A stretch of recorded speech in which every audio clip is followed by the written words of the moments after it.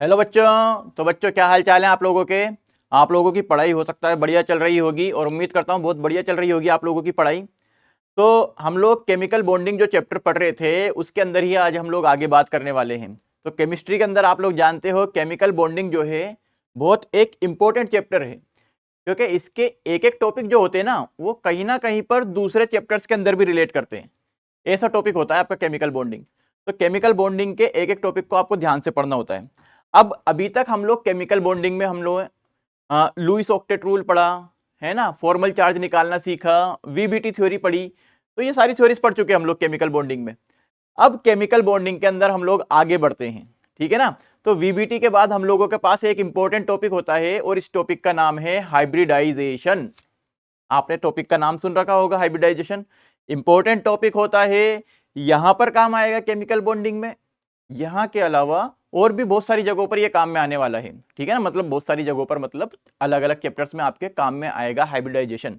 तो हाइब्रिडाइजेशन अगर आपको एक बार अच्छे से निकालना आ गया तो ये मान के चलो कि दूसरे चैप्टर्स में जब ये प्रॉब्लम आएगी तो उसको फेस नहीं करना पड़ेगा आपको, ठीक है। तो हम लोग अपना टॉपिक आज शुरू करते हैं हाइब्रिडाइजेशन का। लेकिन हाइब्रिडाइजेशन पर जाने से पहले पहले हम लोग बात करते हैं थोड़ी सी पुरानी पुरानी बात। क्या करेंगे, हाइब्रिडाइजेशन की जरूरत क्यों पड़ रही है, ऐसी क्या जरूरत पड़ी थी कि वीबीटी थ्योरी कुछ चीजों को एक्सप्लेन नहीं कर पाई, इसलिए आपको क्या पढ़ने की जरूरत पड़ी, हाइब्रिडाइजेशन।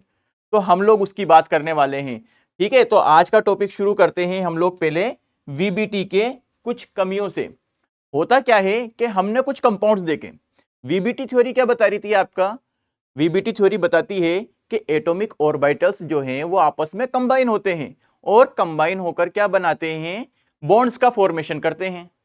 कि एटॉमिक ऑर्बिटल आएंगे, आपस में बॉन्ड बन जाएगा। अगर एस अगर एस ऑर्बिटल, दो एस ऑर्बिटल आएंगे, और पेन इतना मोटा, पेन को पतला कर लिया जाए भाई, इतना मोटा पेन हो रहा है, इतना पतला बहुत है। और हम लोग ले लेते हैं ना ब्रश। अगर दो एस ऑर्बिटल आते हैं तो उन दो एस ऑर्बिटल के बीच में इस तरह से ओवरलैपिंग हो रही थी, एस एस ओवरलैपिंग बोलते हैं इसको हम लोग। और एस एस ओवरलैपिंग से क्या बन गया था, आपका सिग्मा बॉन्ड बन गया था। मान लो अगर दो पी ऑर्बिटल आ रहे थे तो दो पी ऑर्बिटल इस तरह से बॉन्डिंग कर रहे थे, उनकी ओवरलैपिंग हो जाती है। और ओवरलैपिंग होने से क्या हो रहा था, यहां पर पीपी टाइप की ओवरलैपिंग हो रही थी। और इस तरह की ओवरलैपिंग से क्या बनता है, आपका हेड ऑन ओवरलैपिंग है, तो यहां पर बन गया था आपका सिग्मा बॉन्ड। अगर पी ऑर्बिटल लेटरल ओवरलैपिंग करते हैं, लेटरल ओवरलैपिंग कैसे हो रही थी, एक पी ऑर्बिटल ये रहा, दूसरा पी ऑर्बिटल ये रहा। तो जब दो पी ऑर्बिटल इस तरह से आते हैं तो उनके बीच में लेटरल ओवरलैपिंग हो जाती है। और लेटरल ओवरलैपिंग मतलब थोड़े लेटे लेटे रहते हैं इस तरह से। तो इस तरह की जो ओवरलैपिंग होती है, इस तरह की ओवरलैपिंग से कौन सा बॉन्ड बनता है, आपका पाई बॉन्ड बनता है, ठीक है। तो इस तरह से आपने बॉन्डिंग का फॉर्मेशन देखा था कि किस तरह से एटॉमिक ऑर्बिटल आपस में कंबाइन होते हैं और बॉन्ड का फॉर्मेशन होता है। हो सकता है एक एस ऑर्बिटल आए और दूसरा पी ऑर्बिटल आए, ये दोनों जब आपस में ओवरलैपिंग करेंगे तो इनकी ओवरलैपिंग कैसे होती है, कुछ इस तरह से ओवरलैपिंग होती है, इस तरह से ओवरलैपिंग होगी। यहां पर भी आपका क्या बन जाएगा, सिग्मा बॉन्ड बन जाएगा। इसके अलावा आपने पढ़ चुके हो कि जो एस एस की जो ओवरलैपिंग होगी उसकी बॉन्ड एनर्जी कुछ और होगी, पीपी की जो बॉन्ड एनर्जी होगी वो कुछ और होगी, एस और पी की जो बॉन्ड एनर्जी होगी वो कुछ और होगी, ठीक है ना। तो ये बातें हम लोग वीबीटी के अंदर कर चुके थे। अब जरूरत क्या पड़ रही है, वीबीटी क्या चीज है जिसको नहीं बता पा रही थी। तो अब हम कुछ चीजों को देखते हैं। जैसे अगर मैं बात करता हूं हाइड्राइड्स की, कौन से हाइड्राइड, आप ऑक्सीजन फैमिली के हाइड्राइड्स देख लो, ठीक है ना। तो hydrides hydrides of oxygen family. तो जब हम बात करते हैं ऑक्सीजन फैमिली के हाइड्राइड्स की, तो ऑक्सीजन फैमिली के हाइड्राइड्स क्या हो जाएंगे आपके, ऑक्सीजन फैमिली का हाइड्राइड होगा H2S,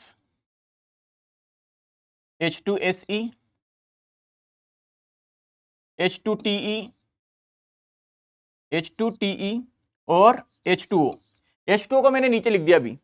तो क्या हो रहा होगा, देखो H2O का किस तरह से, H2S का किस तरह से फॉर्मेशन हुआ होगा, H2S का फॉर्मेशन किस तरह से हुआ होगा, सल्फर जो होता है, सल्फर का जो वैलेंस शेल होता है वो क्या होता है, वैलेंस शेल में 3s होता है उसके, और क्या होता है, वैलेंस शेल में 3p होता है। ठीक है, 3s में 2 इलेक्ट्रॉन रहेंगे और 3p के अंदर कितने इलेक्ट्रॉन रहेंगे इसके, 4 इलेक्ट्रॉन्स। तो ये 4 इलेक्ट्रॉन्स मैंने बना दिए। अब होता क्या है, 2 हाइड्रोजन आते हैं अपने s ऑर्बिटल को लेकर, अपने s ऑर्बिटल को लेकर 2 हाइड्रोजन आए बेचारे, और दोनों ने क्या करा, यहां पर एक हाइड्रोजन का 1s और दूसरा हाइड्रोजन का 1s, एक एक इलेक्ट्रॉन लेकर आए थे, और दोनों ने क्या कर ली, यहां पर बॉन्डिंग कर ली। ठीक है, मान लो ये क्या है आपका, ये px है और ये क्या है, py है, और इसको pz बोल देता हूं मैं, मान लो, है ना, ये px है, ये py है, और इसको मैं क्या बोल देता हूं, pz बोल देता हूं। तो अब होता क्या है कि यहां पर जो बॉन्ड बन रहा है, px और y किस तरह से होंगे, तो ये मान लो अगर ये x है तो ये y हो गया आपका, इनके बीच में एंगल कितना होगा, 90 डिग्री का। तो यानी कि जो s आएगा हाइड्रोजन वाला वो इस एक्सिस के अलोंग आएगा और यहां पर p के साथ ओवरलैपिंग कर लेगा। जो ये वाला s है ये y एक्सिस के अलोंग आएगा और यहां पर py के साथ ओवरलैपिंग कर लेगा। तो यहां पर कुछ px और s वाली ओवरलैपिंग हुई, यहां पर py और s वाली ओवरलैपिंग हुई। तो कैसी ओवरलैपिंग हुई, px और s की, और यहां पर कौन सी ओवरलैपिंग होगी, py और s की। अब जो ये ओवरलैपिंग हो रही है तो ये बॉन्ड एंगल कितना आएगा, एक बॉन्ड यहां पर बना, एक बॉन्ड यहां पर बना, तो बॉन्ड एंगल कितना आना चाहिए था, 90 डिग्री का। ठीक है ना। तो हम लोगों के हिसाब से अगर हम बात करें थ्योरेटिकली, तो थ्योरेटिकली जो बॉन्ड एंगल कितना आएगा, 90 डिग्री का। तो अगर यहां पर बात की जाए कि यहां पर बॉन्ड एंगल इनकी निकालूं मैं, तो इनका जो बॉन्ड एंगल आ रहा था वो कितना आ रहा था, तो अगर मैं थ्योरेटिकली लिखता हूं, थ्योरेटिकली, ठीक है ना, तो थ्योरेटिकली इसका बॉन्ड एंगल आ रहा था 90 डिग्री। अब जिस तरह से इसके अंदर 3s 3p थे, SE के अंदर भी 4s 4p आ जाएंगे, PE के अंदर 4s 4p आ जाए, 5s 5p आ जाएंगे, है ना। तो उस तरह से रहेगा तो 90 डिग्री एंगल। तो यानी कि इसमें 90 डिग्री आ रहा है तो इसमें भी 90 डिग्री आना चाहिए था, इसमें भी 90 डिग्री आना चाहिए था, और H2O के अंदर तो 2s 2p रहेगा तो यहां पर भी 90 डिग्री ही आना चाहिए था। थ्योरेटिकली तो बॉन्ड एंगल ये आने चाहिए थे, लेकिन जब प्रैक्टिकली देखा गया, प्रैक्टिकली देखा गया तो भाई साहब कहानी चेंज हो चुकी है। प्रैक्टिकली में कहानी चेंज हो चुकी है, 90 डिग्री आना चाहिए था, यहां पर भी देखो 90 डिग्री ही आ रहा था लगभग।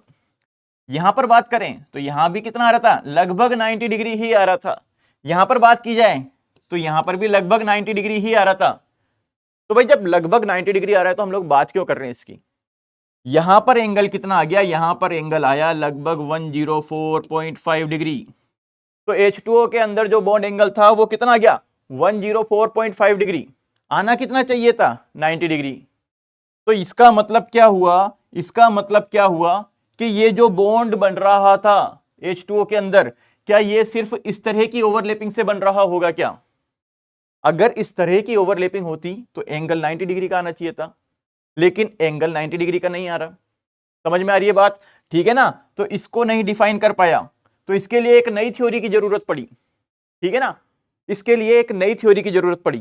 कौन सी थ्योरी की जरूरत पड़ी, तो यहां पर हम लोग इसको जिससे एक्सप्लेन करेंगे उसको किससे एक्सप्लेन करेंगे, हाइब्रिडाइजेशन से। किससे एक्सप्लेन करने वाले हैं इसको हम लोग, हाइब्रिडाइजेशन से। तो इसके लिए जो हमें एक्सप्लेन करने की जरूरत पड़ी, किसकी जरूरत पड़ी, हाइब्रिडाइजेशन की जरूरत पड़ी। क्यों, क्योंकि यहां पर एंगल चेंज हो गया था।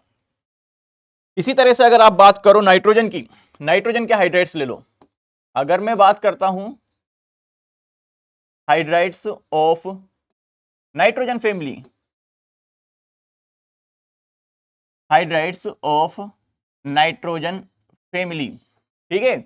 अब देखो नाइट्रोजन फैमिली के हाइड्राइड्स क्या हो जाएंगे, पहले मैं PS3 लिख लेता हूं, फिर नानी पापा आशु ASH3, सब बीमार, और कौन बीमार है, नानी NH3, ठीक है। अब जिस तरह से यहां पर हमने H2S का देखा था, PS3 का देख लो आप। PS3 के केस के अंदर क्या होगा, कि फोस्फोरस जो होगा उसका वैलेंस शेल क्या हो जाएगा आपका, 3s हो जाएगा, और क्या हो जाएगा, 3p हो जाएगा भैया। 3s में 2 इलेक्ट्रॉन, 3p में 3 इलेक्ट्रॉन। वापस से कौन आया, हाइड्रोजन आया, किसको लेकर आया, 1s को लेकर आया। तो यहां पर हाइड्रोजन आगे 3 हाइड्रोजन, 3 हाइड्रोजन कनेक्टेड है ना, तो वही लिखे हमने यहां पर, इसका 1s, इसका 1s और इसका 1s, तीनों हाइड्रोजन का एक एक इलेक्ट्रॉन लेकर आगे बेचारे। अब यहां पर ये आपस में करेंगे, क्या करेंगे, ओवरलैपिंग। तो यहां पर एक ये दोनों मिलके बॉन्ड बनाएंगे, एक ये वाला एक ये वाला। किस किस की ओवरलैपिंग हुई, मान लो ये क्या है, पी एक्स है, ये पी वाई है और ये पी जेड है। P x p y p z तीनों एक दूसरे के क्या होते हैं, एक तीसरे के क्या होते हैं, एक तीसरा बोल रहा हूं क्योंकि तीनों हैं, है ना, तो एक तीसरे के क्या हो जाएंगे, 90 डिग्री पर हो जाएंगे। तो यानी कि यहां पर पी एक्स और एस के बीच में बॉन्ड बना, यहां पर पी वाई और एस के बीच में बॉन्ड बना, और यहां पर पी जेड और एस के बीच में बॉन्ड बना। अब जो ये बॉन्ड होंगे, ये तीनों बॉन्ड ये 90 डिग्री पर होंगे, ठीक है ना, क्यों, क्योंकि आपका एक्स वाई और जेड ये आपस में कैसे होते हैं, 90 डिग्री पर होते हैं, आपस में 90 डिग्री पर, ठीक है ना, 90 डिग्री पर। एस यहां से आया और एक एस यहां से आया, तो 90 डिग्री का एंगल मिल गया। तो थ्योरेटिकली यहां पर एंगल कितना होना चाहिए था आपका, 90 डिग्री होना चाहिए था, है ना। तो हुआ क्या, यहां पर भी हम लोग सेम कहानी लिख लेते हैं कि एंगल कितना आ जाएगा। अब देखो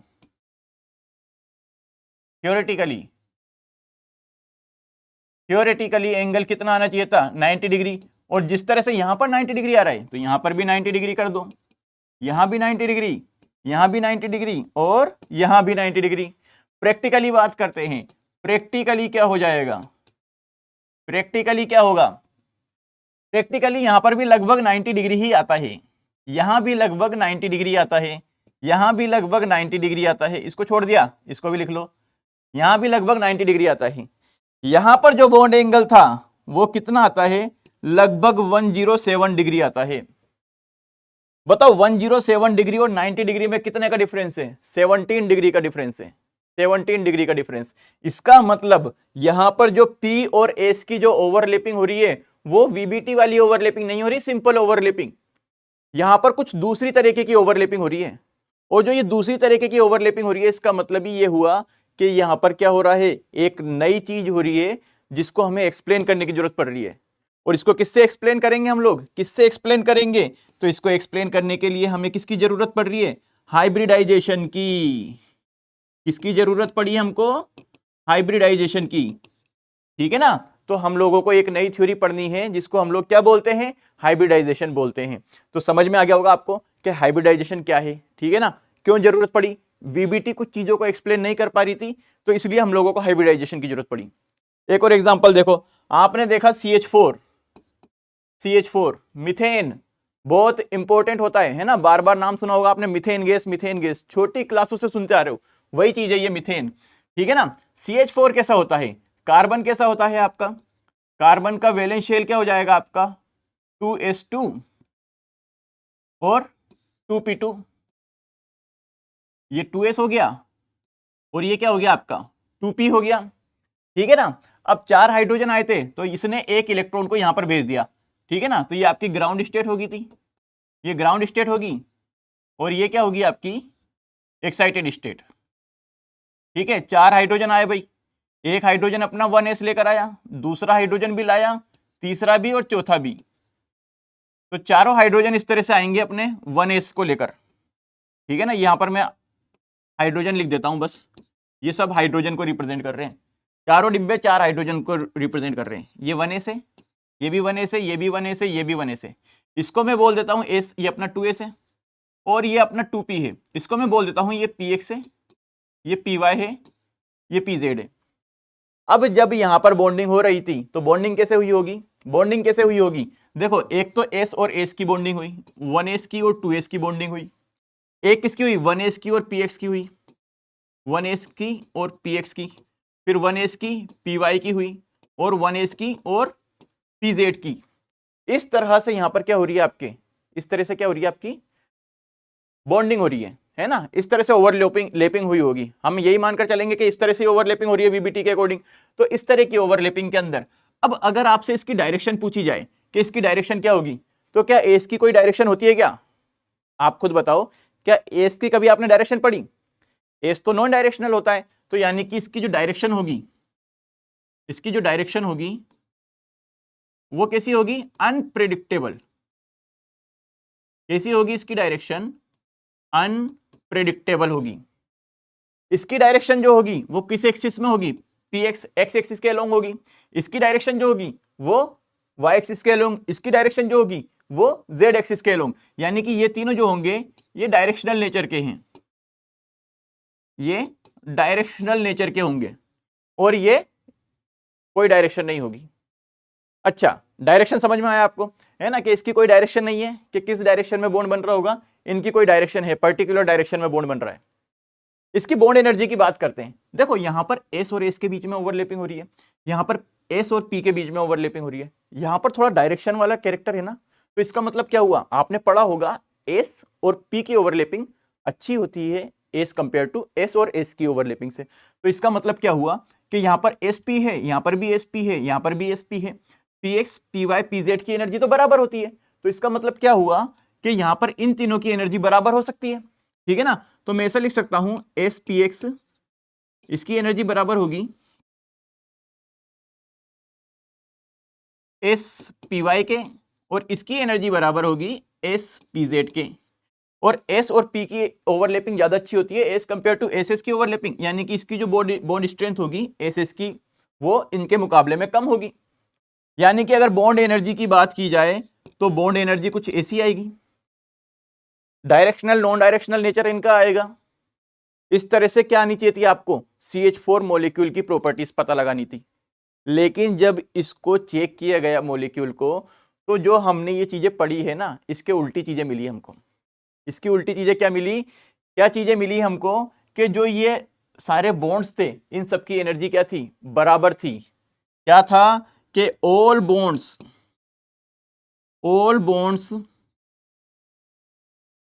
हैव आइडेंटिकल बॉन्ड एनर्जी। भाई देखो पॉइंट ध्यान से लिख लेना, ठीक है ना, ये पॉइंट्स ध्यान से लिख लेना कि जो ये बॉन्ड्स की एनर्जी थी, यहां पर इन तीन बॉन्ड्स की एनर्जी बराबर आ रही है, इसकी कम आ रही है। लेकिन जब चारों बॉन्ड को चेक किया गया ना, तो उन चारों बॉन्ड्स की जो एनर्जी थी वो क्या आ रही थी, बराबर आ रही थी। तो नोट डालकर लिख लो कि नोट डालकर हमको जो कंक्लूजन मिला वो क्या मिला जब हमने चेक किया, तो कि सारे बॉन्ड्स की एनर्जी क्या आ रही है, आइडेंटिकल आ रही है, आइडेंटिकल आ रही है, ठीक है ना। अच्छा, बॉन्ड लेंथ देखो, यहां पर बॉन्ड लेंथ कुछ अलग होगी, यहां पर बॉन्ड लेंथ कुछ अलग होगी, क्योंकि यहां पर एस और पी के बीच में बॉन्ड बन रहा है, यहां पर एस और एस के बीच में बॉन्ड बन रहा है, ठीक है ना। लेकिन जब बॉन्ड लेंथ चेक की गई तो बॉन्ड लेंथ भी बराबर आ रही थी। All bond lengths are equal, bond length भी बराबर आ रही है। और क्या चीज बराबर आ गई भैया, बॉन्ड एंगल भी बराबर आ गया था। यहां पर नॉन डायरेक्शनल लिखा, यहां पर सारे के सारे एंगल जो थे डायरेक्शनल नेचर के थे, सारे के सारे बॉन्ड डायरेक्शनल नेचर के थे, और सबके बीच में जो बॉन्ड एंगल था वो एक फिक्स्ड बॉन्ड एंगल आ रहा था। यहां पर जो हम लोग बॉन्ड एंगल बनाते हैं, हमको जो लगता है CH4 कैसा बनेगा, कुछ ऐसा बनेगा, यहां पर 90 डिग्री का बॉन्ड एंगल बन रहा होगा। लेकिन जब बॉन्ड एंगल चेक किया गया तो बॉन्ड एंगल आ रहा था 109 डिग्री 28 मिनट का। कितना आया, 109 डिग्री 28 मिनट का, ठीक है ना।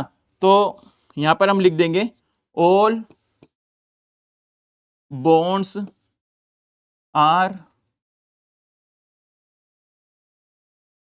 Are at certain bond angle. तो यानी कि सारे के सारे जो बॉन्ड एंगल आ रहे थे वो कैसे आ रहे थे, सेम आ रहे थे, बराबर बॉन्ड एंगल आ रहे थे सारे के सारे। तो इसका मतलब क्या हुआ कि यहां पर इसको CH4 मॉलिक्यूल की जो ज्योमेट्री होती है, उस ज्योमेट्री को, है ना, जो उसकी बॉन्ड की प्रॉपर्टीज है, उसको हम लोग सिंपल VBT से एक्सप्लेन नहीं कर सकते। उसके लिए एक नई थ्योरी पढ़ने की जरूरत थी, और उस थ्योरी को ही क्या बोला जाता है, हाइब्रिडाइजेशन। अब हाइब्रिडाइजेशन के ऊपर आते हैं हम लोग। जरूरत क्यों पड़ी वो मैंने आपको बता दिया कि जरूरत क्यों पड़ी हाइब्रिडाइजेशन पढ़ने की, क्योंकि हम लोगों के पास जो मॉलिक्यूल्स थे उनकी सारी प्रॉपर्टीज VBT से एक्सप्लेन नहीं हो रही थी। इसलिए हम लोग किस पर आ गए, हाइब्रिडाइजेशन पर। अब हाइब्रिडाइजेशन होता क्या है, तो हाइब्रिड का नाम सुना होगा आपने, आपने छोटी क्लासों में पढ़ा होगा। हाइब्रिड, हाइब्रिड का मतलब क्या होता है कि दो चीजें ली, उनको मिक्स कर दी, मिक्स करने से जो नई चीज बनेगी उसको क्या बोलते हैं, हाइब्रिड बोलते हैं। आपने क्या किया, दो चीजें ली, उनको मिक्स की, मिक्स करने से जो चीज बनेगी उसको क्या बोलेंगे, हाइब्रिड बोलेंगे। यही चीज हाइब्रिडाइजेशन में होता है। हाइब्रिडाइजेशन क्या कहता है कि ये सारे फिनोमिनन को एक्सप्लेन करने के लिए यहां पर जो आइडेंटिकल बॉन्ड एनर्जी आ रही है, आइडेंटिकल बॉन्ड एंगल आ रहा है, तो ये सबके सब इस तरह की ओवरलैपिंग से पॉसिबल नहीं था। तो इसका मतलब क्या हुआ कि जो एटॉमिक ऑर्बिटल हैं, जो बॉन्ड बना रहे हैं, बॉन्डिंग एटॉमिक ऑर्बिटल्स, वो भी कैसे होने चाहिए? आइडेंटिकल होने चाहिए। यहां पर तो ये अलग अलग थे, यहां पर तो एसएस था, यहां पर एसपी था, लेकिन यहां पर जब चारों बॉन्ड सेम हैं तो इसका मतलब चारों बॉन्ड के जो ऑर्बिटल्स होंगे वो भी कैसे होंगे? आइडेंटिकल होंगे। ठीक है ना? और जो ये आइडेंटिकल ऑर्बिटल्स होते हैं, इन्हीं इन्हीं इन्हीं ऑर्बिटल्स को क्या बोला जाता है? हाइब्रिड ऑर्बिटल बोला जाता है। ठीक है ना? तो यहां से हम लोग देखेंगे कि all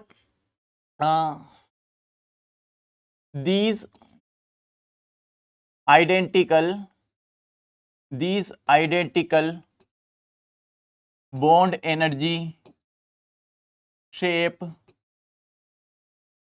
and bond angle are not possible. ठीक है ना? are not possible by different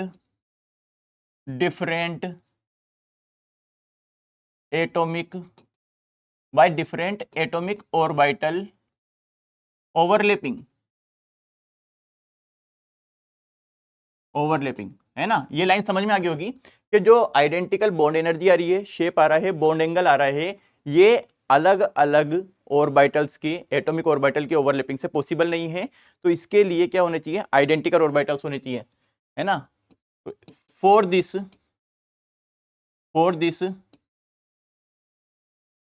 identical orbitals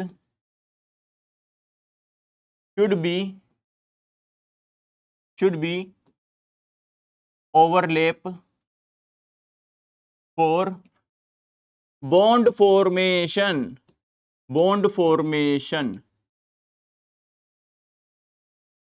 ठीक है ना?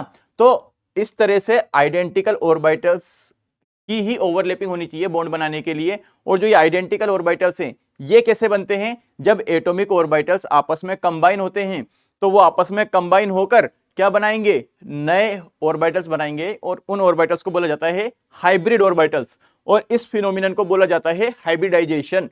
ठीक है ना? सो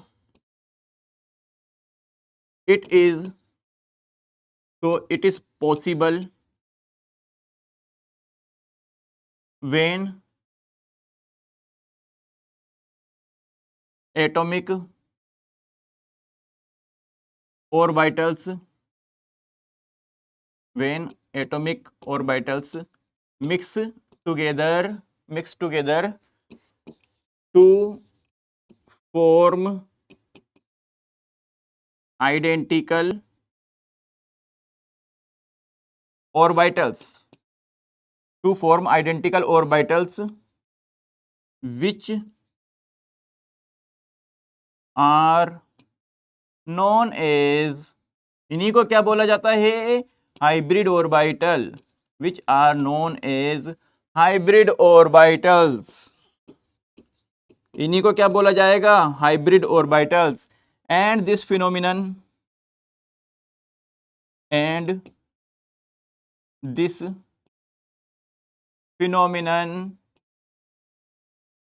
is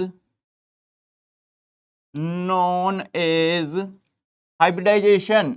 इसी फिनोमिनन को क्या बोलेंगे हम लोग? हाइब्रिडाइजेशन बोलेंगे। ठीक है ना? तो हाइब्रिडाइजेशन समझ में आ गया होगा आपको कि एटॉमिक ऑर्बिटल आपस में मिल रहे हैं और क्या बन रहे हैं? हाइब्रिड ऑर्बिटल्स बन रहे हैं। कैसे बनते हैं उसके बारे में अब हम आगे बात करेंगे। ये चीज समझ में आ गई कि हाइब्रिडाइजेशन किसको कहते हैं, हाइब्रिड ऑर्बिटल्स किसको कहते हैं। ठीक है ना? तो यहां तक समझ में आ गया होगा आपको कि यह हाइब्रिडाइजेशन है। ठीक है ना? अब इसके कुछ की पॉइंट्स होते हैं कि जब भी आपको हाइब्रिड ऑर्बिटल बनाने होंगे तो कौन से एटॉमिक ऑर्बिटल्स हैं जो पार्टिसिपेट करेंगे और क्या बनाएंगे? आपके हाइब्रिड ऑर्बिटल्स बनाएंगे। ठीक है ना? तो कौन कौन से एटॉमिक ऑर्बिटल्स आपस में पार्टिसिपेट करके क्या बनाएंगे? हाइब्रिड ऑर्बिटल्स बनाएंगे। तो इसके लिए कुछ पॉइंट्स होते हैं, है ना? उन पॉइंट्स को लिख लेते हैं जो आपको याद रखने हैं। की पॉइंट्स डालकर लिख लेते हैं इसको हम लोग। ठीक है ना? तो पहला की पॉइंट क्या हो जाएगा इसका? पहला की पॉइंट्स क्या हो जाएगा कि जो एटॉमिक ऑर्बिटल आपस में कंबाइन हो रहे हैं हाइब्रिड ऑर्बिटल बनाने के लिए, वो एटॉमिक ऑर्बिटल कैसे होने चाहिए, ऑलमोस्ट सेम एनर्जी के होने चाहिए, ठीक है ना। ऑलमोस्ट सेम एनर्जी का मतलब ये है कि ऐसा नहीं है कि एक सेकंड शेल का है और एक फोर्थ शेल का उठा लिया आपने, ऐसा नहीं चलेगा, लगभग बराबर एनर्जी होनी चाहिए। सेकंड शेल का एस है तो सेकंड शेल का पी हो, है ना। थर्ड शेल का एस है तो थर्ड शेल का पी हो, थर्ड शेल का डी भी आ सकता है। डी जो होता है वो क्या होता है, लगभग बराबर एनर्जी होती है डी वाले की। जैसे 3D जो होगा, 3D जो होगा वो आपका 4s 4p के साथ कंबाइन हो सकता है ना। डी के केस में पॉसिबल है, एस और पी के केस में पॉसिबल नहीं है ये चीज, ठीक है ना।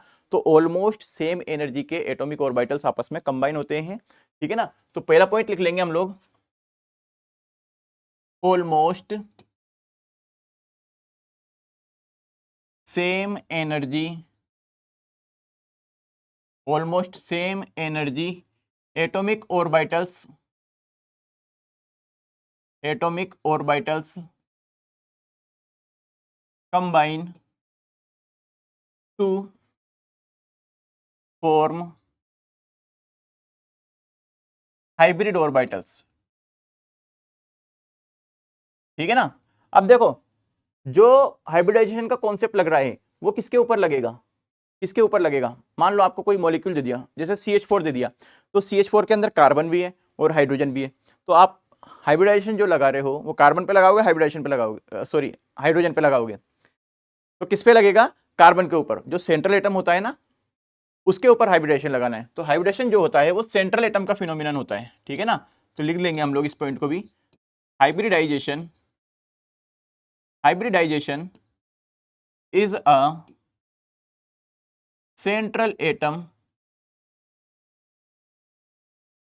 Is a central atom phenomenon, ठीक है ना।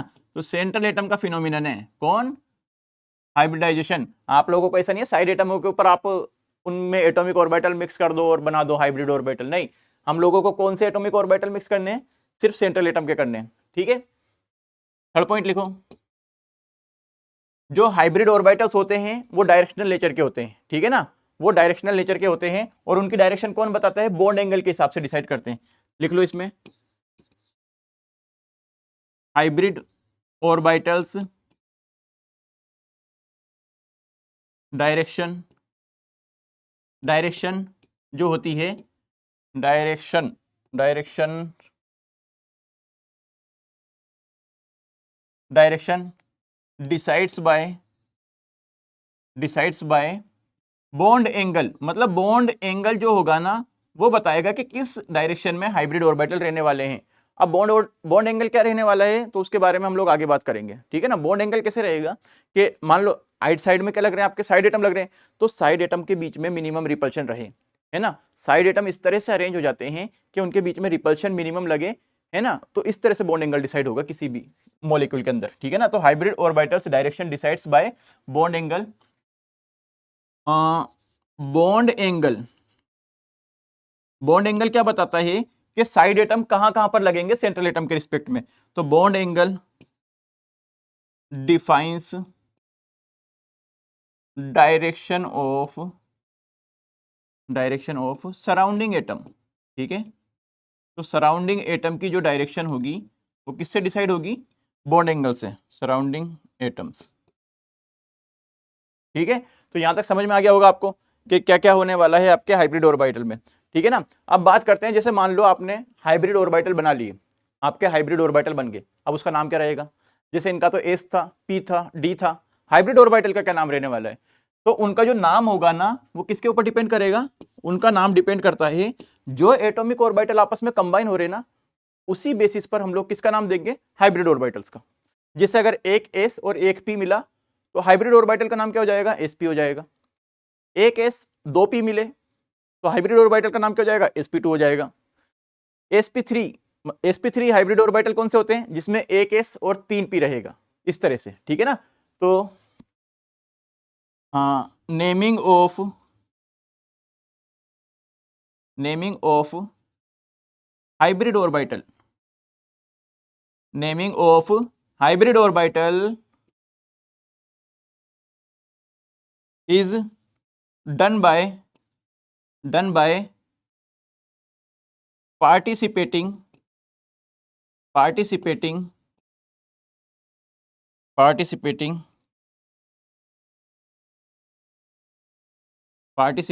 एटॉमिक ऑर्बिटल्स, है ना, जो भी एटॉमिक ऑर्बिटल पार्टिसिपेट कर रहे होंगे हाइब्रिडाइजेशन के अंदर, उनके बेसिस पर हम लोग क्या नाम देने वाले हैं, हाइब्रिड ऑर्बिटल्स का नाम देने वाले हैं। ठीक है, तो ये कुछ की पॉइंट्स थे किसके, हाइब्रिडाइजेशन के।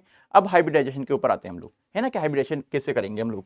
जैसे मान लो हम लोग कुछ हाइब्रिडाइजेशन देखते हैं, क्या होगा कि मान लो हाइब्रिडेशन होता कैसे है। हमने पहला पॉइंट पढ़ा था, पहला पॉइंट क्या था आपका, कि ऑलमोस्ट सेम एनर्जी के एटॉमिक ऑर्बिटल्स कंबाइन होंगे, है ना। तो ऑलमोस्ट सेम एनर्जी के मतलब कि मान लो आपने एक एस ले लिया, है ना, और एक पी ले लिया, ठीक है, एक एस ले लिया एक पी ले लिया, तो उस केस में क्या बन जाएगा आपका हाइब्रिडेशन, एसपी बन जाएगा। एस और पी की मिक्सिंग हुई, मिक्सिंग होकर हाइब्रिड ऑर्बिटल क्या बन गया आपका, एसपी बन गया, है ना। ये भी आपने एक लिया था और ये भी आपने एक लिया था।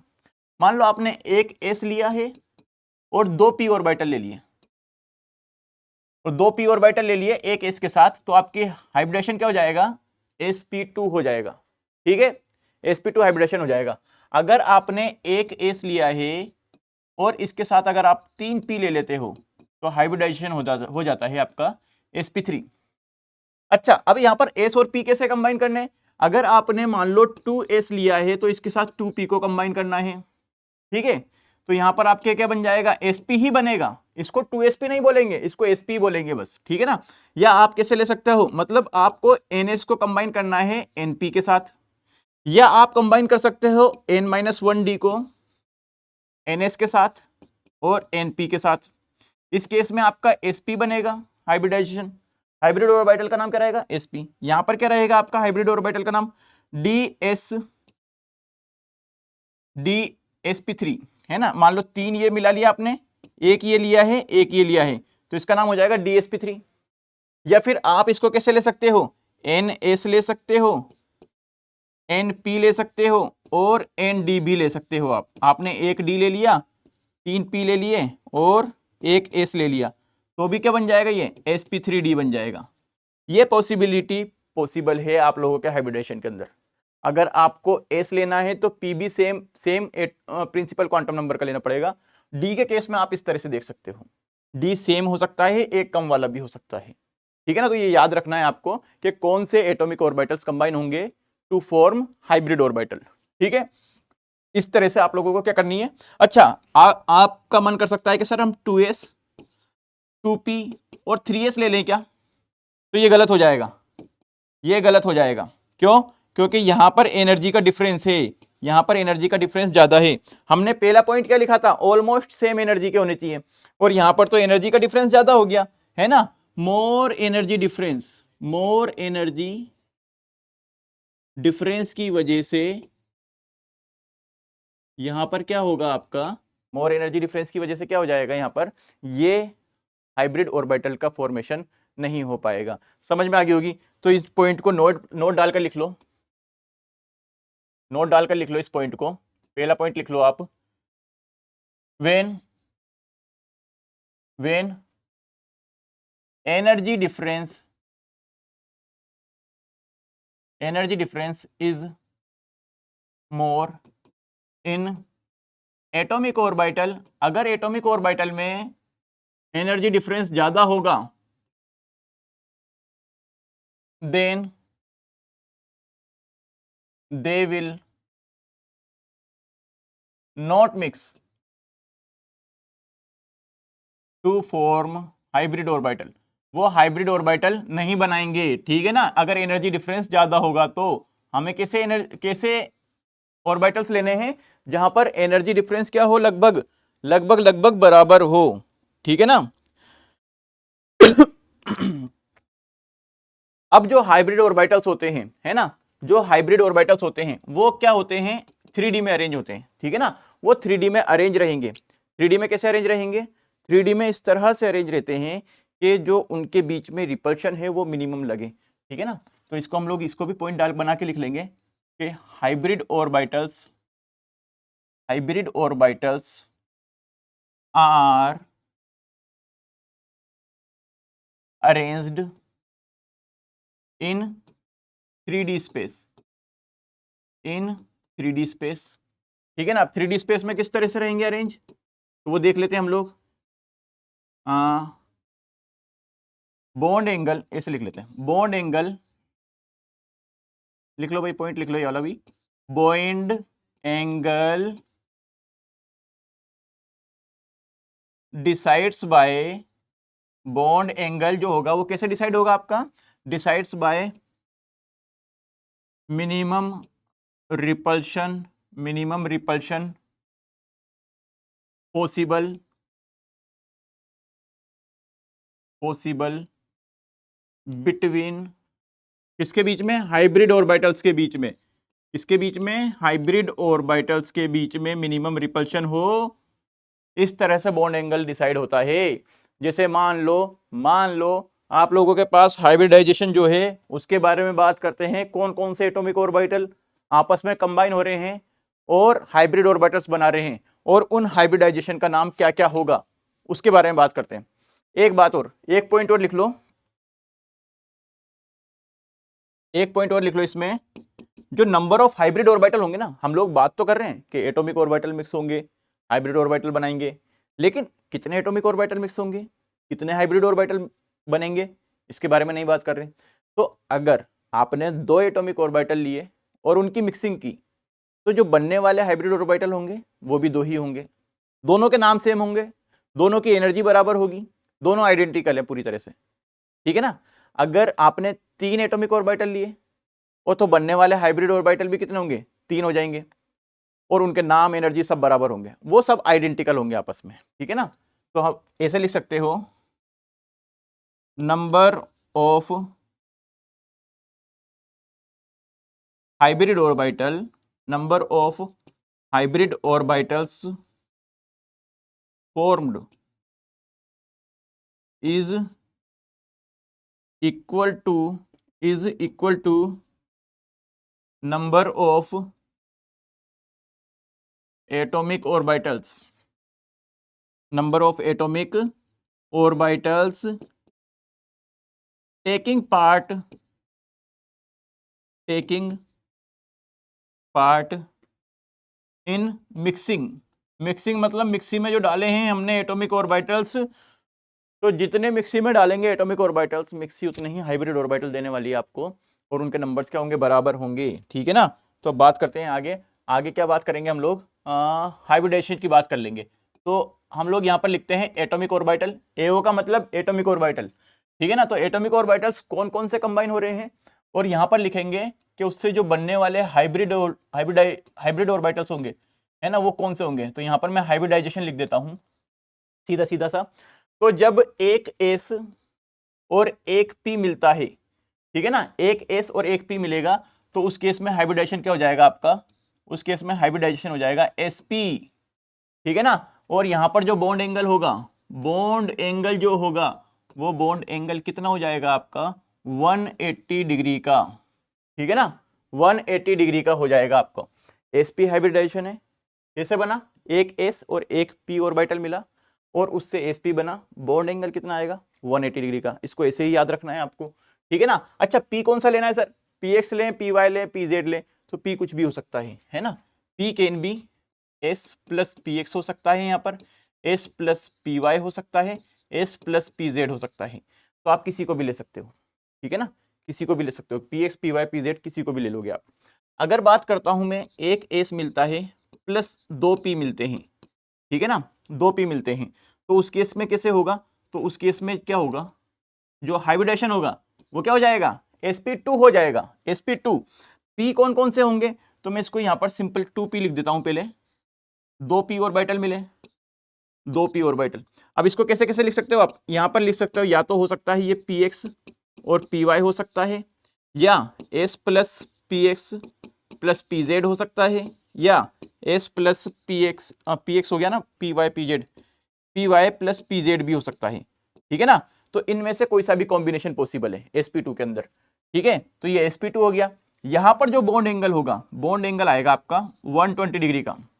अच्छा ये बताओ, जब बॉन्ड एंगल 180 डिग्री आ रहा है, तो उस केस में एंगल कितना बन रहा होगा, है ना।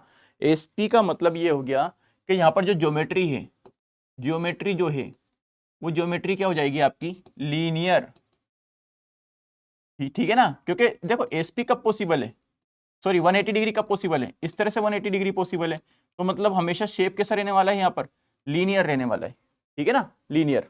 अच्छा 120 डिग्री एंगल कब होता है, 120 डिग्री एंगल क्या होता है, अगर प्लेन के अंदर इस तरह से आपको कोई चीज मिल रही है तो यहाँ पर ये एंगल कितना हो जाता है 120 डिग्री, और इस वाले शेप को क्या बोला जाता है, ट्राइगोनल प्लेनर।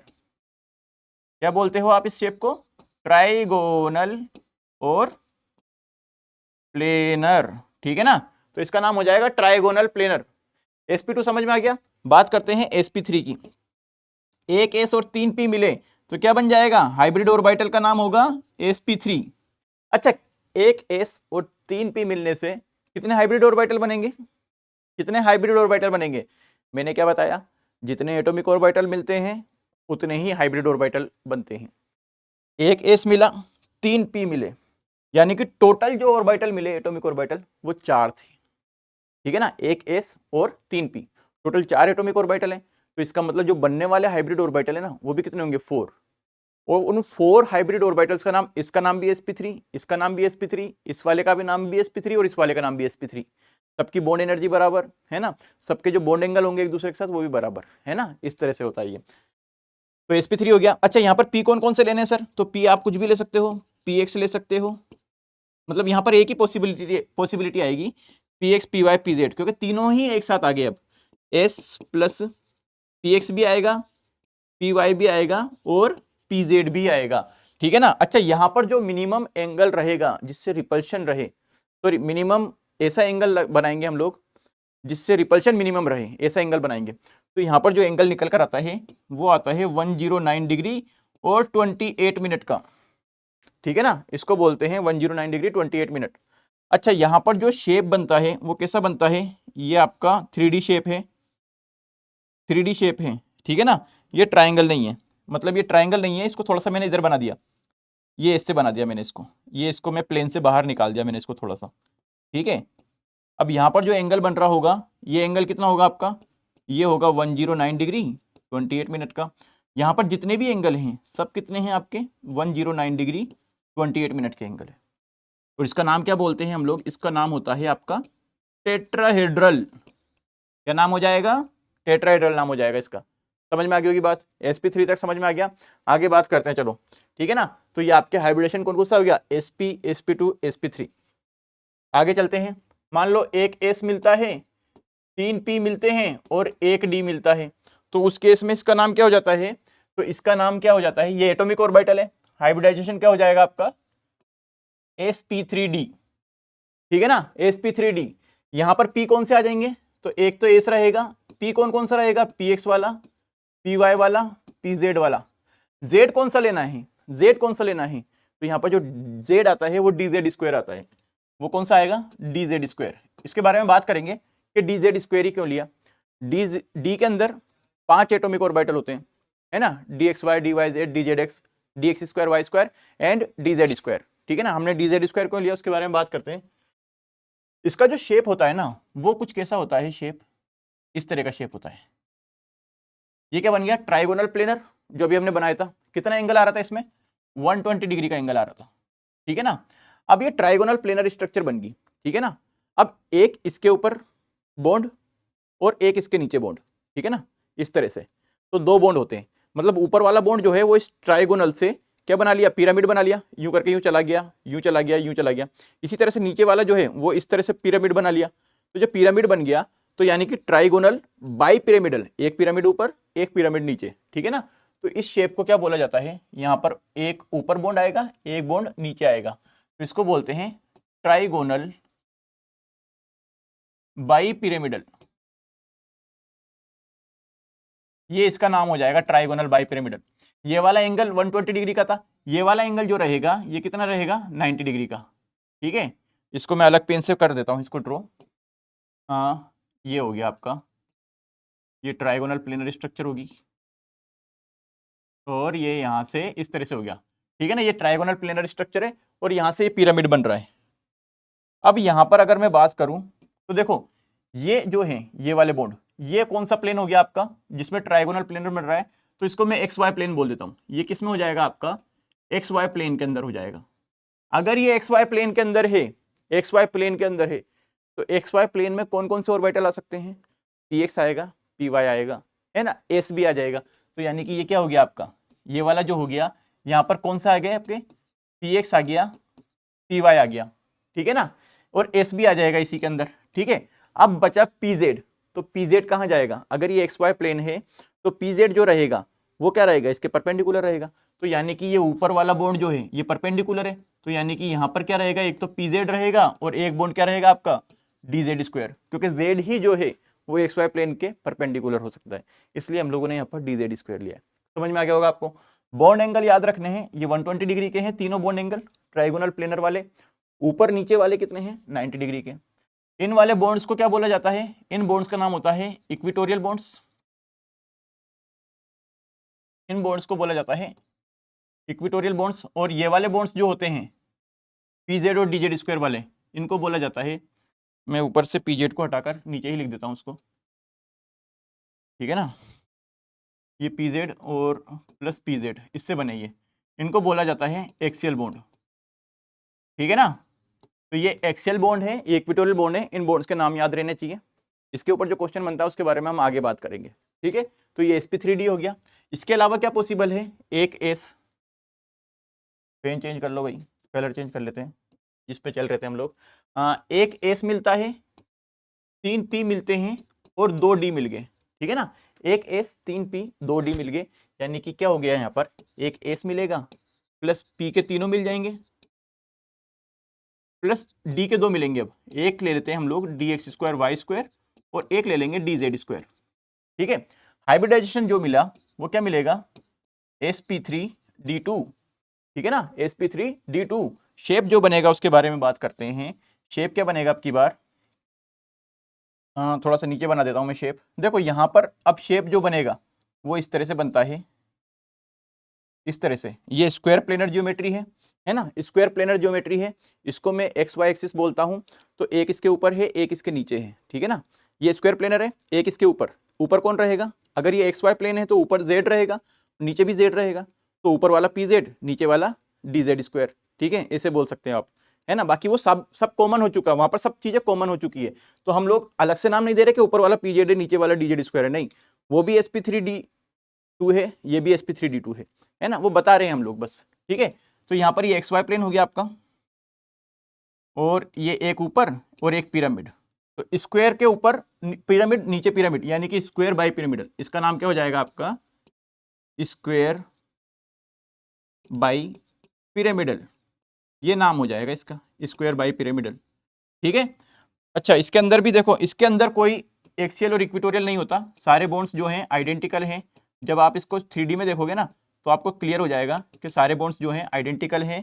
इसको मैं बोल देता हूं एक्स वाई प्लेन, ठीक है ना। एक्स वाई प्लेन के अंदर कौन कौन से, एस हो गया, पी एक्स हो गया, पी वाई हो गया, d x square y square हो गया, और यहाँ पर कौन हो जाएगा आपका, पी जेड और डी जेड स्क्वायर, ठीक है ना। इस तरह से आप लोग समझ सकते हो इसको कि कौन कौन से ऑर्बिटल पार्टिसिपेट कर रहे हैं, ठीक है। एक और देख लेते हैं हम लोग, एक और देख लेते हैं, लास्ट देख लेते हैं, sp3d3, sp3d3, चलिए भाई sp3d3 को और कर लो, तो उसके अंदर के साथ क्या मिलेंगे, एक s 3p और 3d, क्या क्या हो जाएंगे, एक तो s हो जाएगा, p के तीनों आ जाएंगे, px py pz, और d के कौन कौन से आएंगे, तो d के भी 3 आने वाले हैं, एक तो dz स्क्वायर आ ही रहा है आपका, और क्या आ जाएगा, dx स्क्वायर वाई स्क्वायर भी आ रहा है।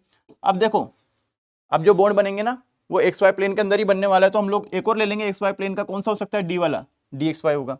इसका नाम क्या हो जाएगा हाइब्रिडेशन का, sp3d3, ठीक है। और यहां पर जो शेप बनेगा वो कैसा बनेगा, इस तरह का शेप बनता है, ठीक है ना। ये बन गया पेंटागोन, पेंटागोन बन गया एक्स वाई प्लेन में, ठीक है ना। तो इसको बोलते हैं हम लोग एक्स वाई प्लेन, ये एक्स वाई प्लेन है आपका, ये आपका बन गया एक्स वाई प्लेन, ठीक है ना। एक्स वाई प्लेन के अंदर जो एंगल होगा ये एंगल है 72 डिग्री का, ठीक है। अब ये एक्स वाई प्लेन से ऊपर भी एक लाइन जा रही है, मैं अलग लाइन से बना रहा हूं उसको, ये पिरामिड जा रहा है, ठीक है ना, और ये भी पिरामिड बना रहा है, तो यानी कि ये पेंटागोन था, पेंटागोन के ऊपर पिरामिड नीचे पिरामिड, पेंटागोनल बाई पिरामिडल, क्या नाम हो जाएगा इसका नाम, पेंटागोनल बाई पिरामिडल, ये नाम हो गया इसका, पेंटागोनल बाई पिरामिडल, ठीक है ना। और ये एंगल जो रहेंगे ये वाले 90 डिग्री का एंगल रहेगा। यहां पर कौन कौन हो जाएगा, एक्स वाई प्लेन है, अगर ये अगर एक्स वाई प्लेन है तो एस को रख दो, पी को रख दो, पी एक्स को, पी वाई को रख दो, d x square y square को रख दो, और डी एक्स वाई को रख दो, ठीक है ना। यहाँ पर कौन हो जाएगा आपका, पी जेड और डी जेड स्क्वायर, ठीक है। मैंने अलग अलग, ये ऊपर वाले के लिए है P Z D z square, ये इस वाले के लिए है। समझ में आ गया होगा आपको, हाइब्रिडेशन समझ में आया होगा कि कैसे कैसे एटॉमिक ऑर्बिटल्स कंबाइन होकर क्या बना रहे हैं, मॉलिक्यूलर हाइब्रिड ऑर्बिटल्स बना रहे हैं। और उन हाइब्रिड ऑर्बिटल्स के अंदर क्या उनकी ज्योमेट्री रहने वाली है, क्या उनका बॉन्ड एंगल रहने वाला है, कैसी शेप रहेगा, किस तरह से वो अरेंज हो रहे हैं, वो सारी चीज़ें हमने पढ़ी है। अब इसके बाद हम लोग नेक्स्ट लेक्चर में देखेंगे कि इसके अंदर जो एग्जाम्पल्स हैं, जो अलग अलग हाइब्रिडेशन शो कर रहे हैं, उनके बारे में बात करेंगे हाइब्रिडेशन के, और हाइब्रिडेशन की कुछ और प्रॉपर्टीज़ के बारे में बात करेंगे। तो आज का लेक्चर बस इतना ही रहेगा, ठीक है। नेक्स्ट लेक्चर में हम लोग इसके आगे की प्रॉपर्टीज़ पढ़ेंगे।